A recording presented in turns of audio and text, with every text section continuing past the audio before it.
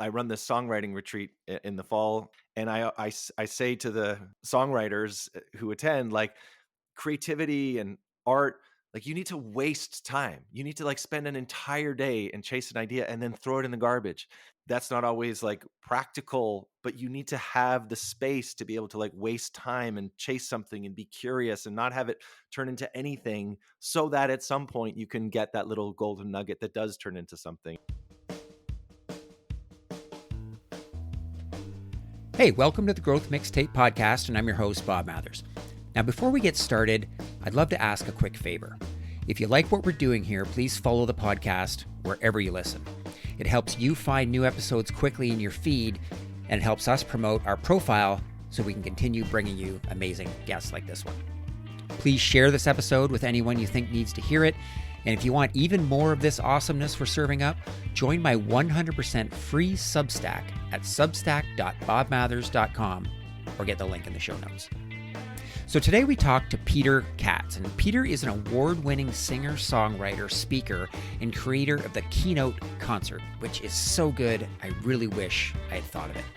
I talked to Peter on the eve of the release of his new album, Everything Unfolding, which was the perfect opportunity to talk to an artist about what it's like to pour your heart and soul into something and then let it out into the world for it to be reviewed and judged and not be crushed if the reaction isn't what you expect. We talk about how to find your voice in a sea of content and how to create work that is intensely personal but somehow still puts your audience at the center of it all. I love how he talks about filling our tank of possibilities in the creative process and how we all need to get more comfortable wasting time. And how does all this creative magic apply to authentic leadership, connection, and even holding better meetings? Well, for that, you're going to have to listen. But trust me, it is solid gold. Please enjoy Peter Katz. All right, welcome Peter Katz to the show. I can't tell you how excited I am for this. Well, I'm looking forward to this as well, Bob. So I've got a ton of things to dig into, but just a couple of things quickly. So, of course, I'm doing my research. I'm watching you on YouTube. I'm listening to a bunch of stuff on Spotify. And I realized that you have an album dropping in 2 days. And I put myself in your situation, and I'm wondering what it's like to pour your heart and soul into something and then be on the precipice of unleashing it on the world for it to be judged and listened to. And what's that process like? Because personally, I think I would find that really, I don't know, I'd be riddled with anxiety, but I'm sure you have a much healthier relationship with it than I do. Well, it's funny. I've done, I don't know how many.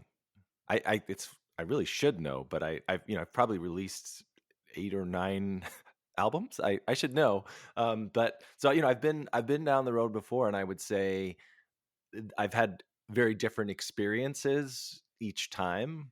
Like the last one I put out was supposed to come out April 3rd, 2020, and had 3,000 copies of it sitting in my condo for the next 2 years. And for that album, I made this like big pop album, and I had the whole like machine behind me, and we were going to do like the full band touring, and had like the light show, like we had like everything teed up, and obviously the whole thing evaporated with the pandemic. And um, with this album, it feels different than anything else I've ever done before, because I actually, I mean, I'm a very intentional person, but to me, I didn't put a lot of intention behind the album in the sense of like, oh, this is gonna go do this in the world, and this is how this fits into my career, and these are the touring plans, and like in many ways, I had no intention to make an album.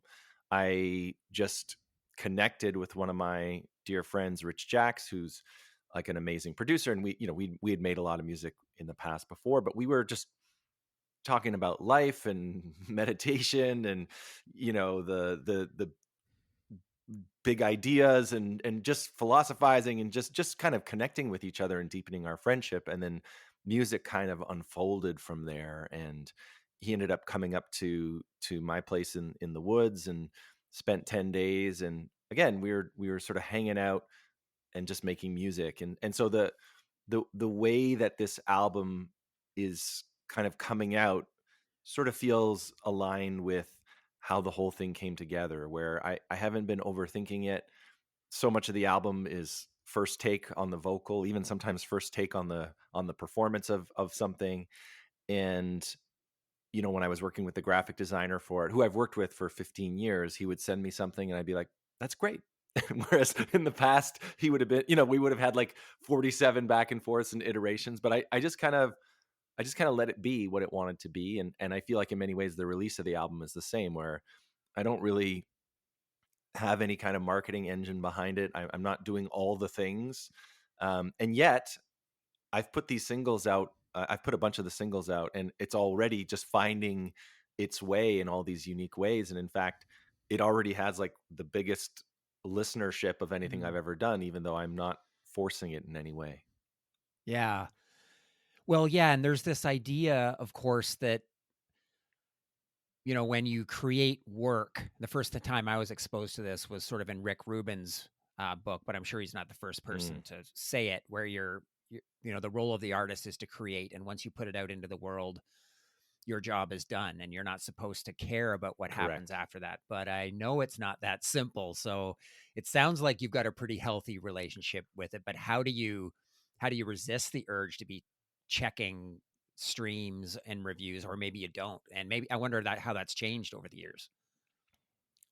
Yeah, I mean, I obviously still want, like, I would love nothing more than for millions and millions and millions of people to hear it and connect with it. And I feel like, of all the things I've ever made, it's the most focused on Mm. the listener. It feels like the most, um the least about me and the most about them. And I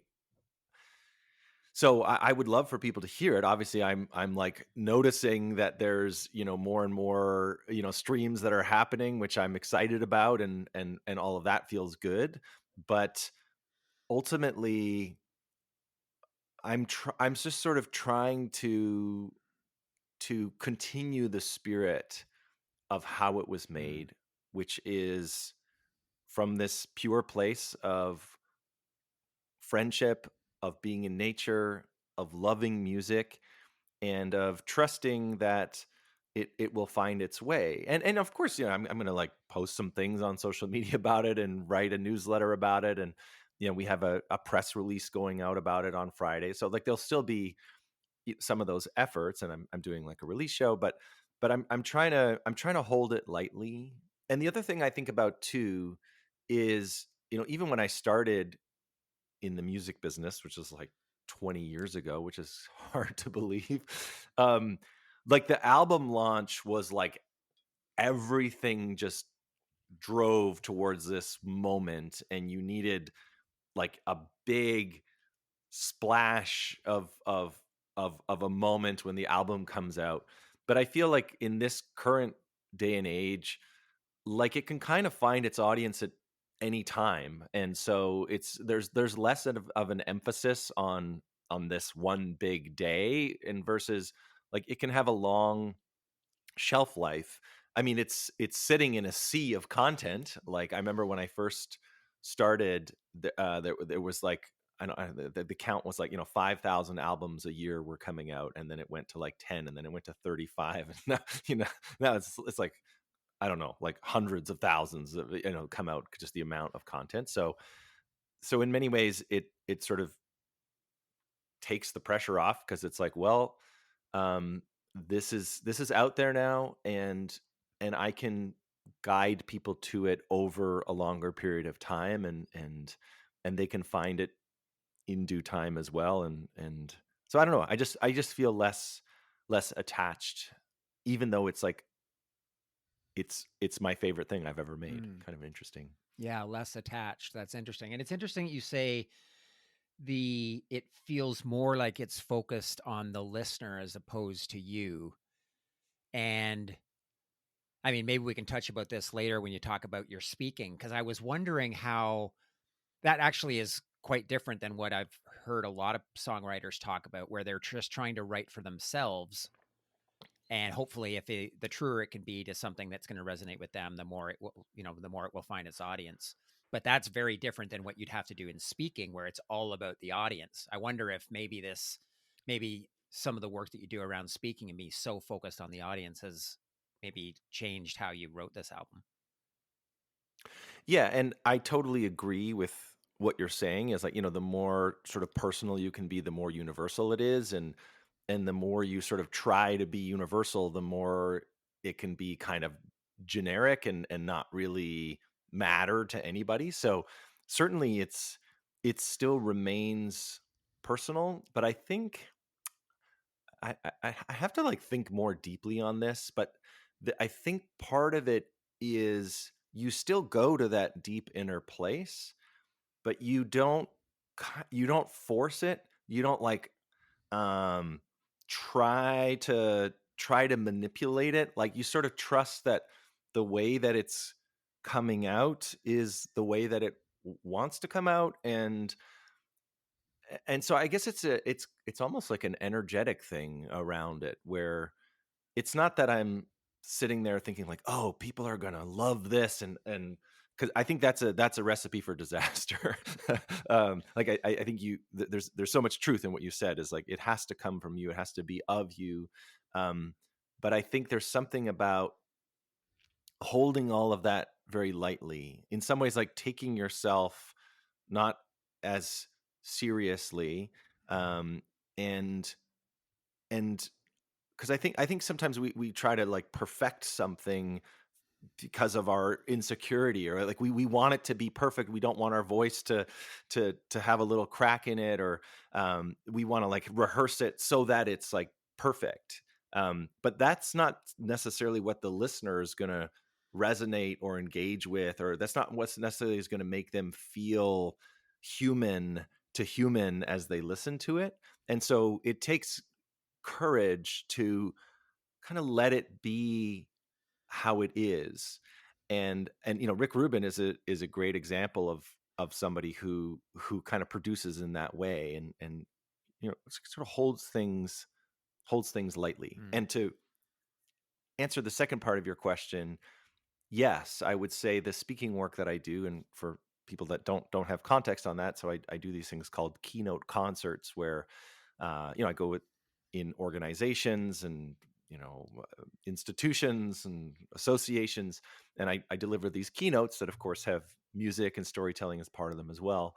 Um, and you're absolutely right. In that context, part of what I loved about speaking as soon as I discovered it, in many ways, is the this sort of separation between like artist and audience, where you have to sort of be this enigma and mysterious and untouchable, and like all of that is gone. And I'm a naturally very earnest person, and I like to just kind of be myself. And I felt like in the speaking world, it was like, oh yeah, we're here to feel something and learn something and connect around, like it was just obvious. And so it sort of created this freedom to like not make it about me. The audience is right there. Like I can see them in a way that I often can't see them in a dimly lit space. And really, I am there to serve them. Like if you think about an organization that's bringing together 1,000 of their employees or whatever, like that's 1,000 people that are not working in that moment. They're listening to me, and so they better get a return on that investment by me being able to give them something that's going to help them go live their lives, do their work, et cetera, feel inspired. And so I think that ethos has sort of worked its way into everything that I do. Yeah. Well, there's a couple things I want to come back to there, Peter. But first, and by the way, before I forget, I looked you up on Spotify. Full disclosure, I had never listened to your music before, and I started with, I think there's about a half, maybe 4 or 5 songs from the new album that are out already, right? Yeah. Even though it doesn't drop for a couple days. Um, Yep. and I didn't really know what to expect. I was like, yeah, it's part of my research. I'll see what I can paint, and I no shit really really liked it. Like it is going into the regular rotation. I didn't know what to expect, but I was surprised, and I'm actually really excited to dig into some of the deeper cuts in your back catalog. Thank you.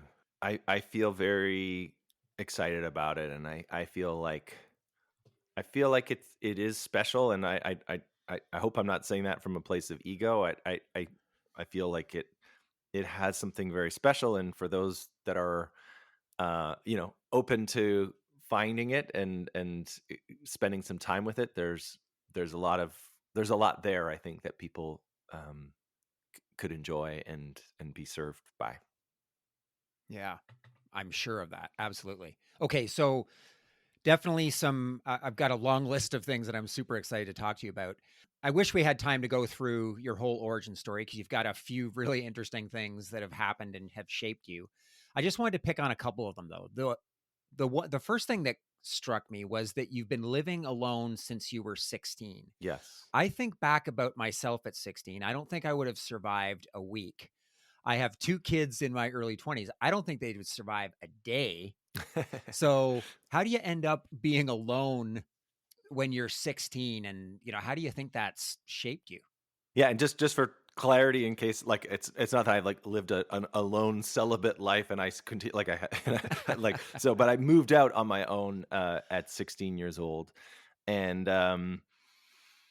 definitely, I wasn't even old enough, like, when I first, I was freshly 16. I didn't even have a driver's license, and so, it was just sort of the way that life unfolded with my parents' divorce, and my mom remarried an American, and we were living in Montreal at the time, and he didn't speak French, so she moved there to be there, and my dad moved in with somebody else, and I wasn't at the time, wanting to live there, and so it was like, okay, I'm gonna move out on my own, and so I had an apartment at 16 years old, and in many ways I was always sort of ahead of my age. Like, I'm the baby of 4, and I think I always was trying to do what the older kids were doing, and I always was, like, friends with older kids, and so it was something that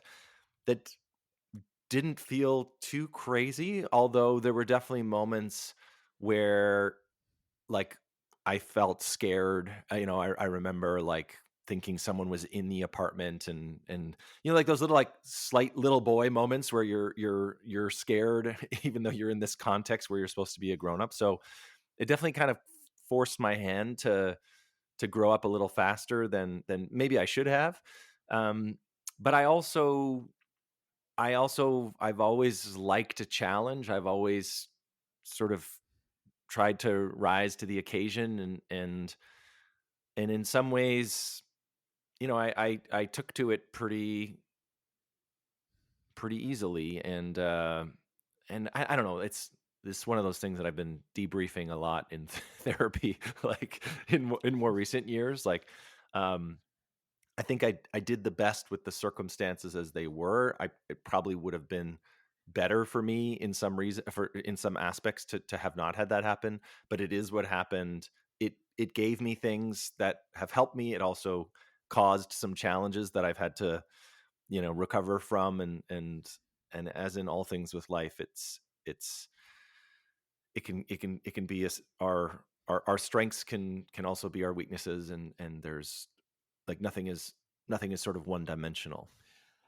I think back when I was 16, and what a massive role music played in my life. I always think of our adolescence as, like, you're especially in high school, trying to find your identity. So there's the heavy metal group and the new wave group, and um, I'm wondering what role music sort of played when you're out there, you're living on your own, you're kind of finding yourself. How did that work for you? What's interesting, I've actually never been asked that question about that time specifically, because, when I was, like, 14, like 13, 14, 15, I was really into, like, the Smashing Pumpkins and Pearl Jam and kind of like the 90s, grunge and alternative rock, um and then, but when I think back to that time when I first moved out, I almost have, like, no associations with music for, like, a year or Mm. two, which is probably because I like, was in deep survival focus mode, so I don't actually have, like, a sense of what I was listening to in that period, but I know right around that time or soon after that time, I started getting into singer-songwriters, Mm. and so I started getting into, like, Leonard Cohen and Joni Mitchell and Bob Dylan and Van Morrison, and and as I think about it now, it kinda makes sense that I maybe was listening to more, like, typical teenager music, when I was 13, 14, 15, and then when I had this big experience where I sorta needed to, like, grow up in a way, I all of a sudden was attracted to, these, like, deeper, more introspective, older, I guess, music in a way.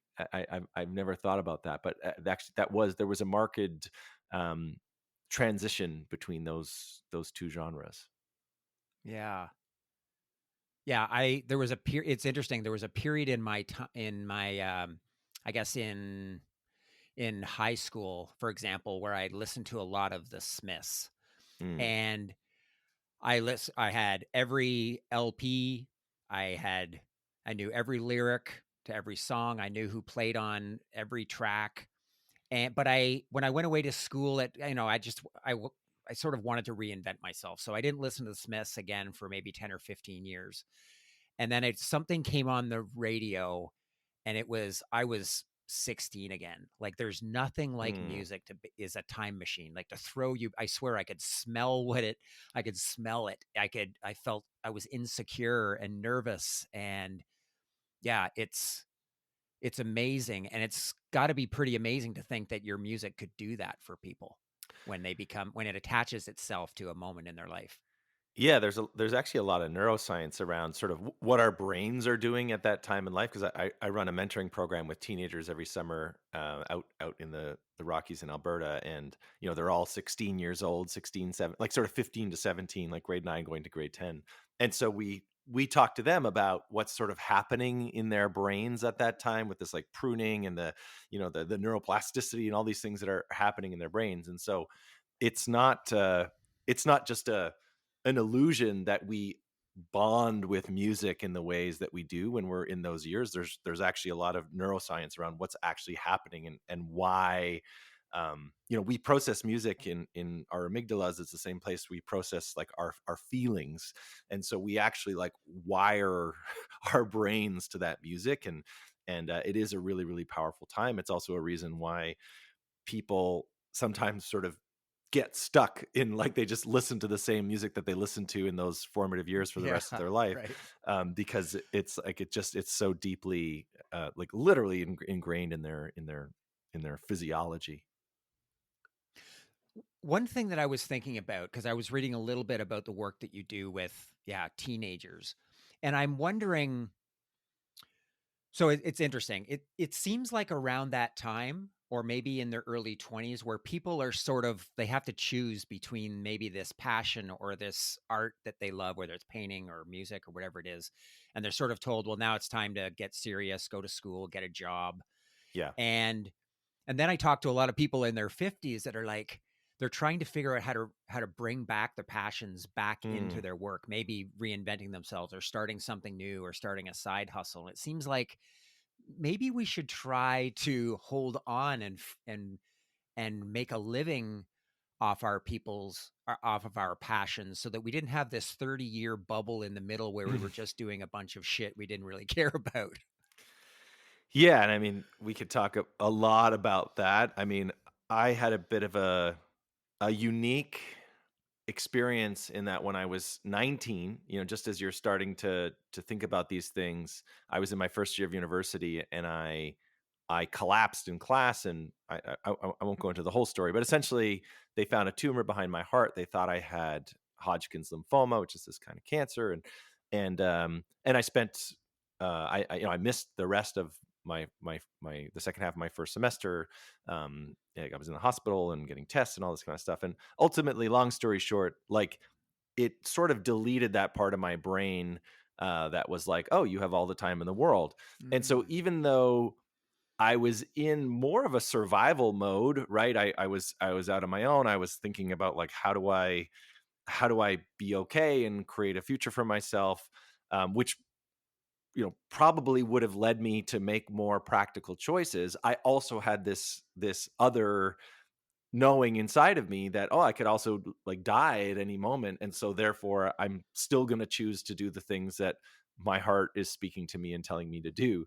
And so I feel like having that experience at that moment in my life in some ways like saved me from the 30-year bubble that you're describing.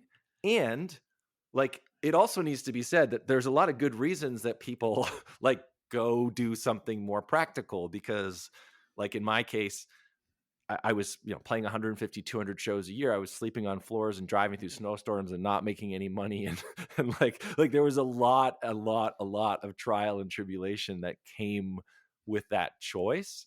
And, I wouldn't have it any other way. Like I don't, I'm grateful that I was able to pursue that path, but I don't know that I would have pursued it unless I'd had that formative experience at that age that I had it.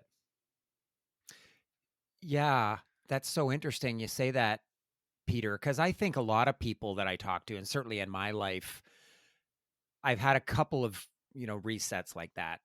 My dad passed away when I was 23, Mm, and sort of, I left school and helped run the business for a while and, moved away, etc. But very quickly I jumped back on it didn't reset me like it did you. It was mm, just like, oh, this really shitty thing that happened. And, I jumped right back on the the train that I left off at and going to school, getting a job, etc. But then last year, my wife and I had a really scary thing happen with our son, and we could have lost him. And that was a similar kind of reset in that we were like, no, life is too short. Like none of this mm, shit that we've been worried about matters anymore. And we've been really resisting our life snapping back into its original shape like it did for me. And like I think it does for most people, because we all mm. sit there at a funeral thinking, oh my God, this could be any one of us in that box up there. And we need to live life like it, every day as if it were our last. And then 2 weeks later, we're waking up at 3 in the morning worrying about stupid shit. You seem to have managed to hold on to that at least longer, if not forever. I mean, I wouldn't like overstate that. I definitely I definitely have the anxieties and like I I yeah, it's complicated. Like I'm not still out there playing 150, 200 shows a year. In part because like life happened in these unexpected ways, right? Like I was poised to do a bunch of big things with the last record, and like the pandemic hit and wiped out every single plan I had, and the partnership. Like it was just like crushing. And at the same time, I'm a survivor like deep in my core, and so I built this like virtual broadcast studio in my living room, and basically totally transformed my life. And I was probably one of the busiest speakers over the course of the 18 months of the pandemic, um, and that totally exploded my reach and possibilities for me in the speaking work. And so, it wasn't just that I like gave up on music. It was also there was this other opportunity that was just screaming at me of like, hey, and I was still playing music and storytelling and connecting with people in ways that I found really meaningful. And so it was this like evolution that I wasn't anticipating. But it also was more financially stable. And like I'm sure there's variables that are at play inside of me of like, oh, this work that I do over here um is a little more straightforward. And do I enjoy that security at this time in my life?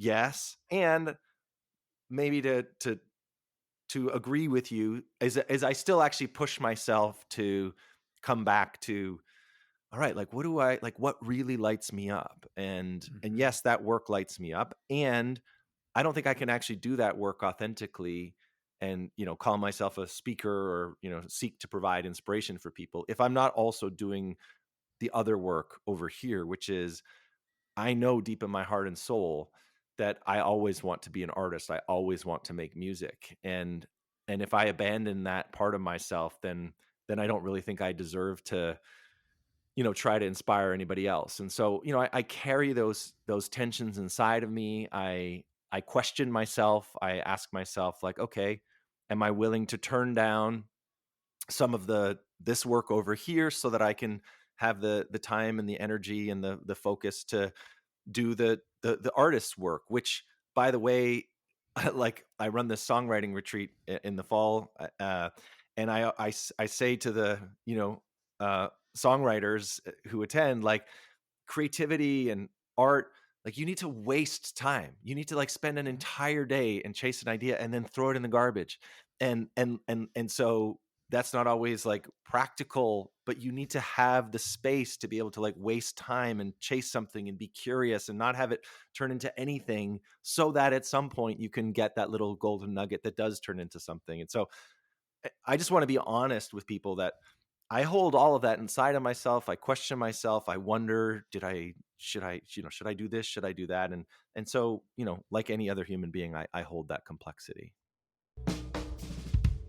Hey, it's Bob, and I'm taking the Growth Mixtape on the road in a series of live podcast episodes. Imagine a podcast tailored specifically for your company, recorded in front of a live audience that would be released as its own episode. These are thoughtful, emotional conversations that help teams who have lost their spark rediscover their curiosity and creativity so they can love work again. Sure, you could do a typical keynote or panel discussion, or you could give your team something they'll never forget. Book me at your next event at bobmathers.ca. Now back to the show. I wanted to ask about the songwriting retreats. I was going to ask later, but let's talk about it now. I'm somebody my grandfather bought me a guitar when I was 9. I've played, most of my life. I'm not very good. I'm a campfire enthusiast, as I call it. But in all that time, I've never written a song. And it's not because I haven't tried. I sit down and I write a couple lines and I look down on it and be like, oh, that's garbage. And I throw it out. And it's this judgment that I can't get away from in the moment of creating. It's not like I write a Mm. song and look down on it and say that sucks. I don't even finish it because I can't even bear to look at what I'm writing as I'm doing it. And I think that's pretty common. So when you're doing these songwriting retreats, what is the biggest thing that people have to get around? Is it this idea of play? It's like, forget everything that you've learned in work and in life for the last 30 years of do this and then do this and then do this and then do this and get an outcome. It's like you're going to waste a ton of time and it's going to be really frustrating. I don't know. I want to do it. It's just really uncomfortable. Yeah, well, first of all, this songwriting retreat that I run, like, of all the things I've done in my life, I think it's like my favorite thing that I do. And that's a big, big statement for me to say, because there's a lot of things that I love to do. But I literally, almost 10 years ago, I was invited to speak at a retreat in Turks and Caicos, and it was with all these people that worked in, like, the blockchain and cryptocurrency, like all these, like, fascinating people. Anyways, long story short, on the final day, um, there was this opportunity to, like, just offer a session. And so various people at this conference, like, sort of said, oh, I can offer a session on this, I can offer a session on this. And I put my hand up. I was like, oh, I could offer a session on songwriting. And 100% of the attendees came to my session. And I ran them through this songwriting experience, because when I first took the leap of faith to go into songwriting, and being a performer full time, I would go into high schools and run these songwriting workshops to sort of supplement my income. And I'd also do these songwriting workshops when I was on the road in communities. And so I had this kind of format that I had created. Anyways, I offered this songwriting workshop. People, like, were in tears and they were sharing so proudly. It was like just this beautiful, beautiful moment. And the guy that ran the conference walked up to me and said, you need to run your own songwriting retreat. Like, he's like, you need to take what you did for us today and, like, offer that. And so that seed was planted. And it took me, 8 years or whatever it was to finally have the perfect space and skill set and all the things to be able to do it. But I was like, imagine a songwriting retreat for someone who has always wanted to write a song but doesn't know how, like, exactly like what you just described. And so I put the call out there. We filled it, like, within seconds basically. Um, and it's just the most beautiful experience because no one's there trying to be a professional songwriter or like the spirit of it is about the beauty, the challenge, the magic of creating something that doesn't exist yet. And that's what's so hard about songwriting or any kind of creation is like you don't know like is it good? Is it done? Is it like does the second verse like no one knows or decides that other than you. And it's super helpful to have a guide on the side sort of holding your hand and walking you through the process. And so in some ways that's what I do is there's a whole like pre-event experience where I'm kind of getting people to notice, to pay attention, to be writing, to kind of fill up the tank with possibilities. And then they arrive on site and I host it like at my cottage on the lake, like just beautiful setting. And I basically teach them this framework that I mean, I've never had somebody not write a song, and I'm not just talking about at my songwriting retreats. I mean, like I've been running this for 20 years. Like it always results in a song with this framework. So I teach them this framework. We write the song. The next day, they record the song, and again, that doesn't need. They don't need to be a singer. They don't need to know how to play an instrument. But it's just like being in the studio, making something amazing together, and then on the final day, we do this like closing ceremony, and it's just so magical where we like hear the songs for the first time, and it's just the best thing. And I feel like what I love about it so much is you're giving people this access point to this thing that has felt impossible forever, and yet in their heart and souls they've always wanted to do it. And the other thing is like you're doing it together, right? So you're as much as I'm there to help them write a song, I'm also there to connect them with each other, for all of us to feel connected so that we can do this hard thing together. And anyways, I'd love to have you there, Bob, next time. So we'll get you a song. Oh, man. Okay, a couple of things about that. Yeah, you talk about filling up the tank of possibilities. I want to come back to that too, but it seems like there's all this raw material just sitting underneath the surface, and they just need a space and a little bit of permission and a little bit of coaching. And I can imagine that being really emotional. I wonder if it's this if it's the favorite thing you've ever done. Why do you only do it once a year? Well, I have like a 15-person waiting list for next year, so I'm going to do more than one next year. It's a very very high touch experience. Hmm. So like it's and you know Rob, the producer, and I who I run it with, like we are all in and very very very high touch. And so I kind of I don't want to like burn myself out on it by doing it every weekend because I feel like I want it to be special and something that I look forward to, and so I can just give my whole energy to it. But we're definitely going to do it twice next year. Um, and I haven't figured out like if there's a format where we could accommodate more people. But again, I wouldn't want to sacrifice how high touch and how intimate and how special it is. So anyways, I've been reflecting on it just given the demand and the interest in it. But for now we're going to run two next year and see kind of where it goes from there. I absolutely will be there. Like full disclosure, you and you had posted something on LinkedIn about it, and so I responded. And I did have a conflict, but I also looked at it and I thought, I don't know, that's a little expensive. I'm not sure if I want to do that. What you just described, I would pay $20,000 for. Like that just sounds like what a life. I'm sure you hear it all the time. What a life changing experience that is, and to arm people with this thing that they can take out and do over and over on their own.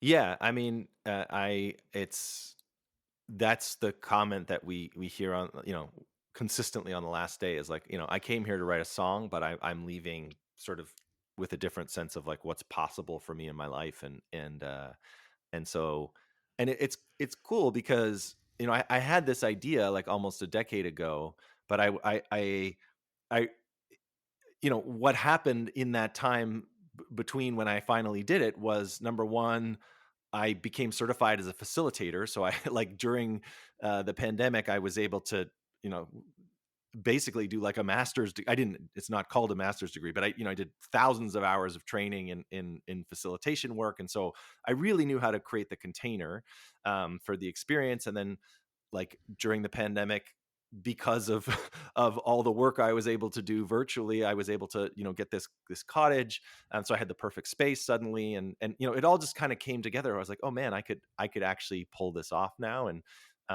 and so to me, yes, it's an investment for sure.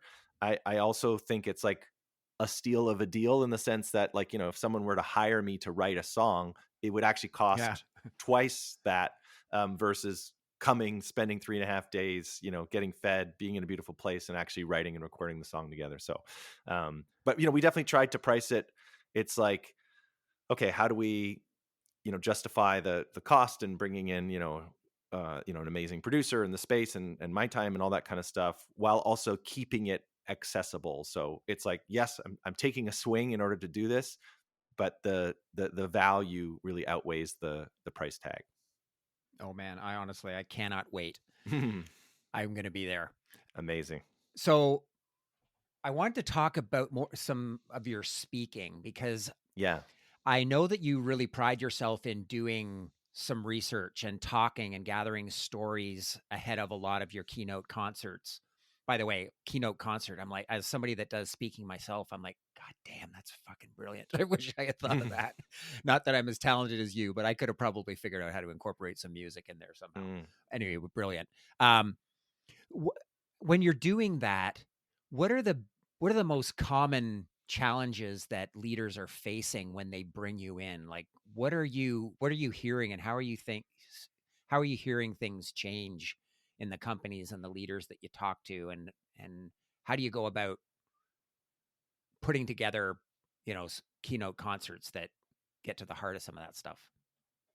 Yeah, well, I mean, one thing to say out of the gate is it is constantly evolving, and probably Mm. evolving more quickly than ever before. And so one of my signatures as a speaker, which you alluded to there, is I never just like open a can and deliver a talk. Every single talk I do, of course, I meet with the leadership or the event planner, or whoever's kind of creating the convening.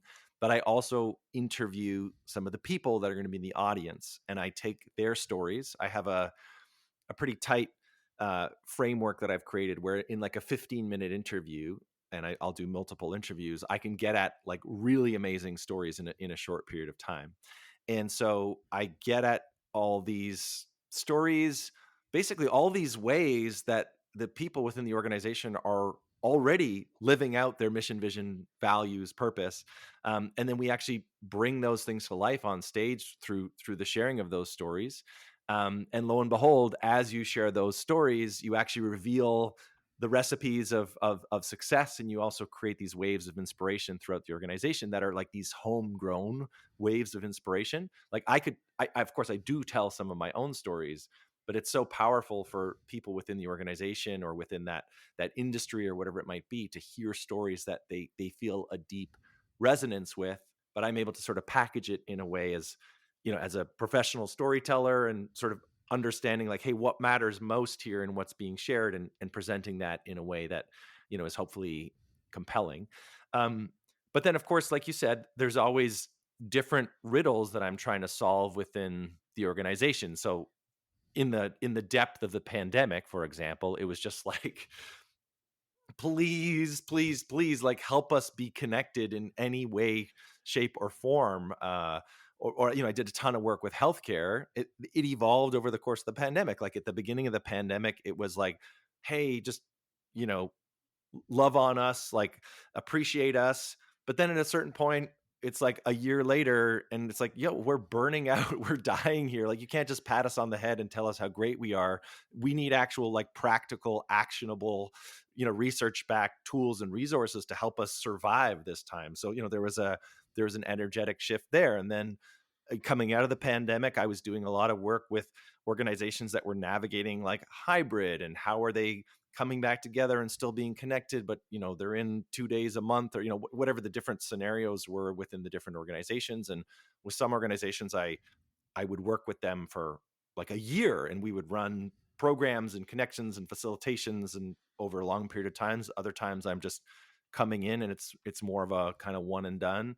And then coming out of that, there was like, okay, now it's back to work. Like we want to be productive. We want to get things done. And it's like, okay, what's the shift there? Now, all that said, at my core, um, I stand for people being connected to each other. I stand for people being, showing up with authenticity, with heart. And so I'm only going to like adjust my message so Mhm. much.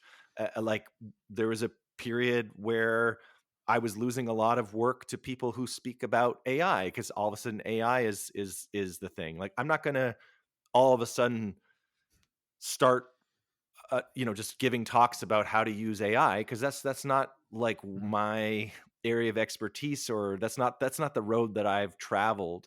And so and that said, like in the age of AI, how do we maintain human connection, and how do we actually, maybe human connection is even more valuable than ever before. So you can always sort of position yourself within the context of whatever is happening, but I sort of continue to stand for the same things, and ultimately, I'd like to think that the things that I stand for are evergreen, because it's about human experience and being connected, and showing up, um, connected to a sense of purpose and aligned with your values, and bringing out kind of the best of what can be, as a human being, both personally and professionally.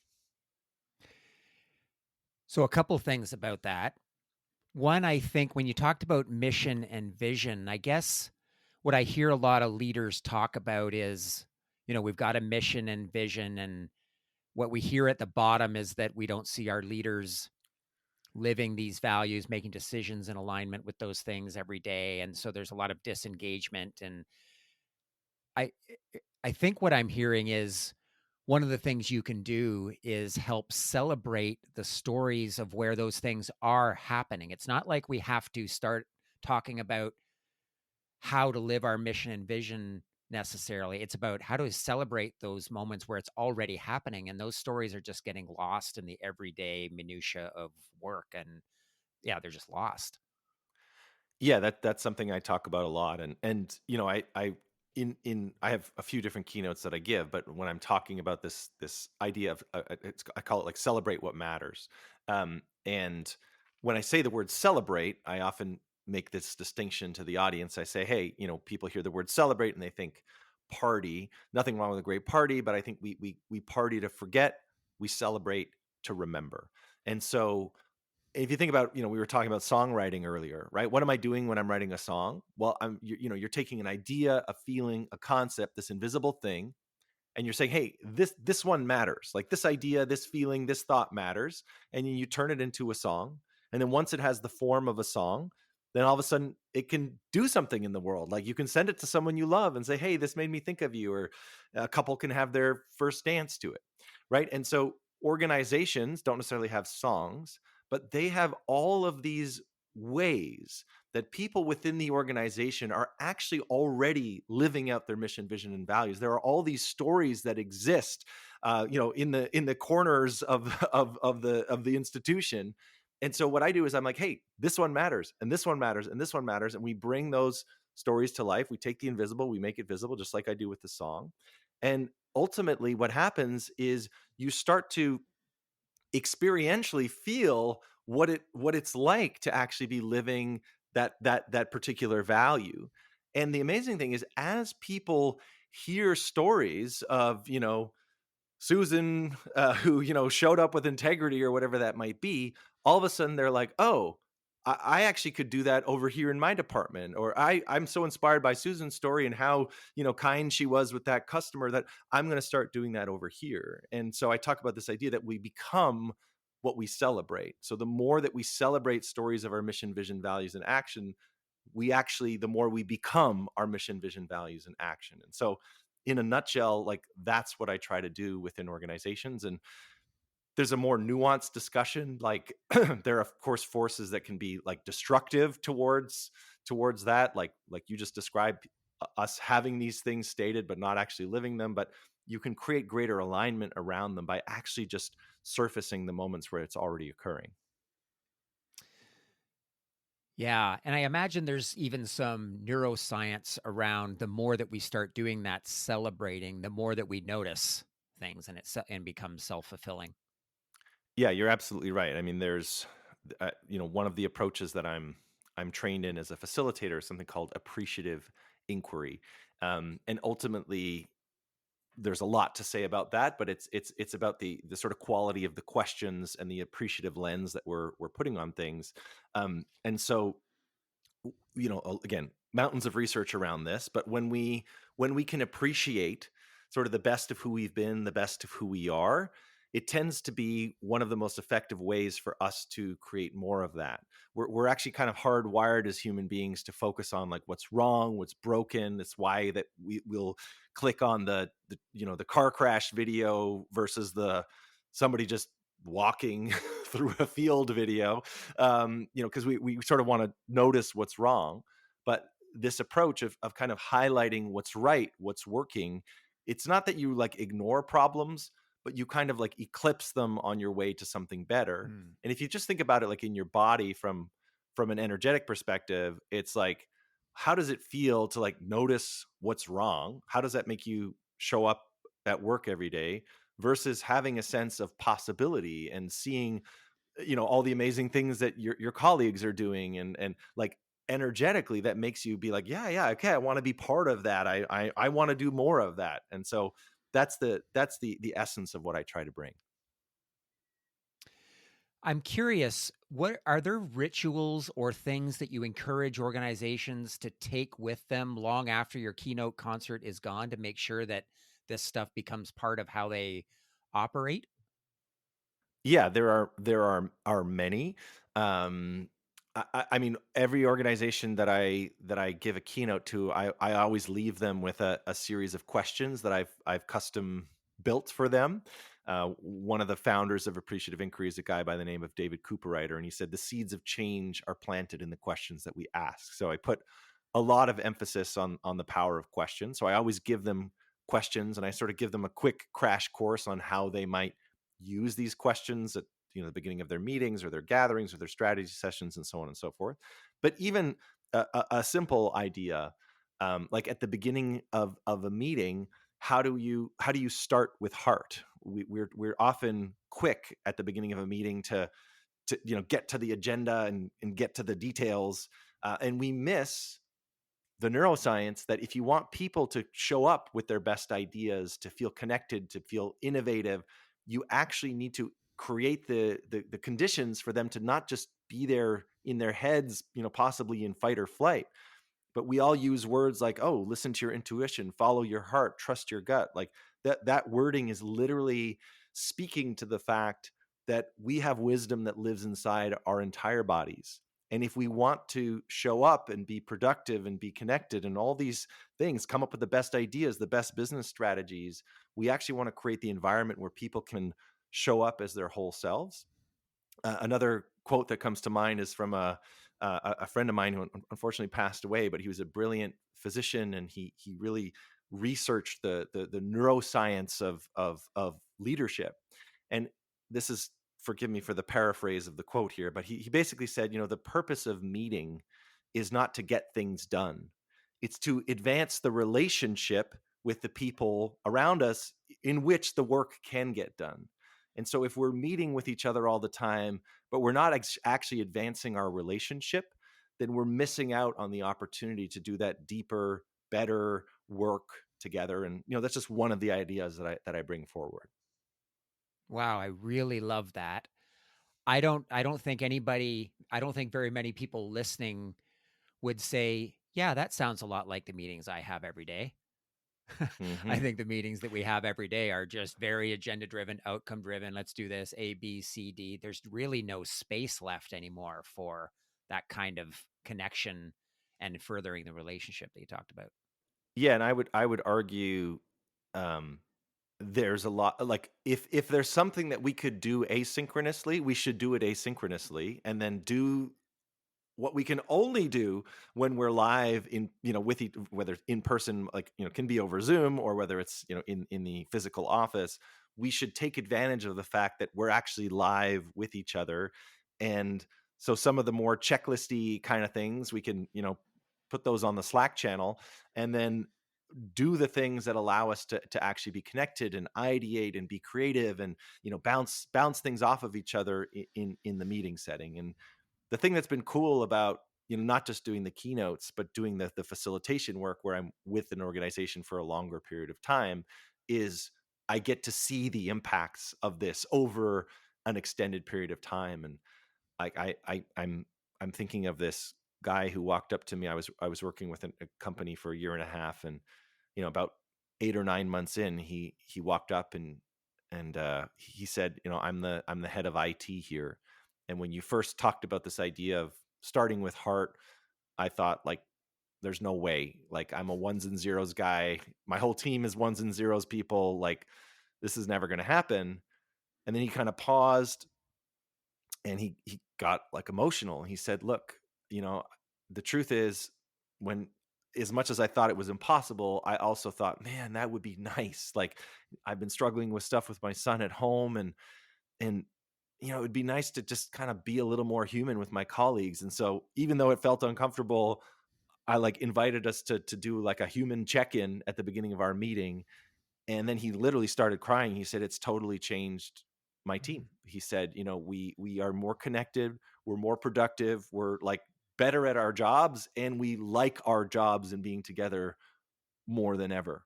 And so, it's been cool to me to like not just have this stuff live as theoretical, but actually see it in practice.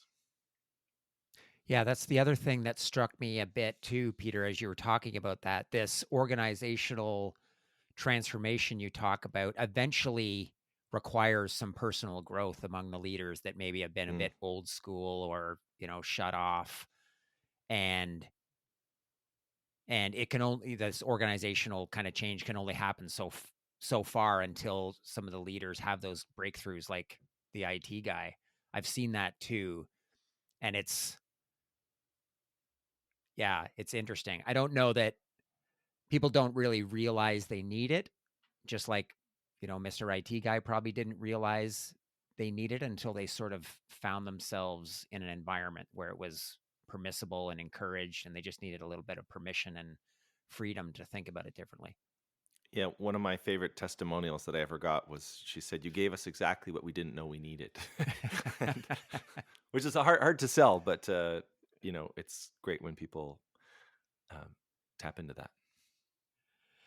I can't believe we're out of time, Peter. There's like another 5 things that I was dying to talk to you about. Maybe we can have you on again. I feel like we skimmed over a bunch of different things, but I was just so excited about this. I can't thank you enough. Before we go, uh, I'm wondering what you're most excited about now.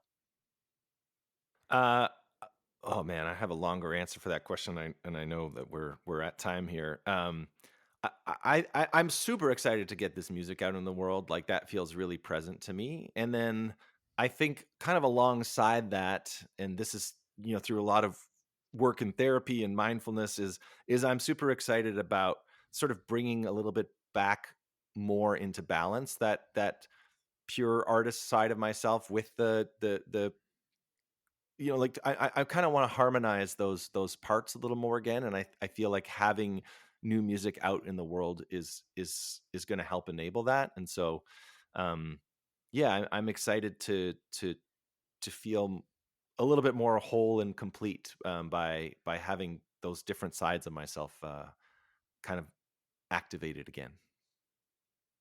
Yeah, that's interesting you say that because when I was listening to you talk about it, I thought, wow, it's amazing how balanced. It feels like everything is harmonized between your speaking and these different passions you've got.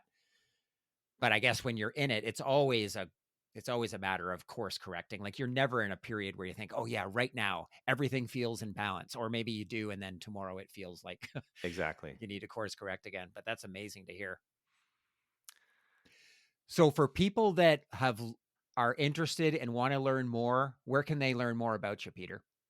Well, we just relaunched peterkatz.com, so katz.com, and it sort of is more representative of like my speaking work. And then we've moved like the music stuff over to peterkatzmusic.com, and I'm at Peter Katz Music in all the social places. I'm sort of hit or miss on social media sometimes, but I'm working on that. And yeah, depending on when this is released, we're doing a really cool show on November 22nd at the Allied Music Center Theater in Massey Hall. So that'll be pretty cool. Oh man, Massey Hall is my all-time favorite. I had my son go see his first show at Massey Hall maybe a month or so ago, and he just came back to be like, "Where this place is magic." I'm like, Yeah. "Oh yeah, it's it's a very special place." Yeah. Well, we're in the smaller space there, but still, yeah, I've gotten to play on the big stage before, and it's pretty amazing. That's awesome. And I'll put links to your website and Spotify and all the amazing places where people can find you. I just cannot thank you enough for this, Peter. It's been amazing. My pleasure. Yeah. Thanks so much, Bob. The Growth Mixtape podcast with Bob Mathers is produced by Bespoke Projects. Music by Jean-Michel Walter Cronkite. If you enjoyed this episode, please take a moment to follow and rate us. When you do this, it helps to raise our podcast profile so that more people can find us. If you want to connect, you can find me on LinkedIn using the link in the show notes.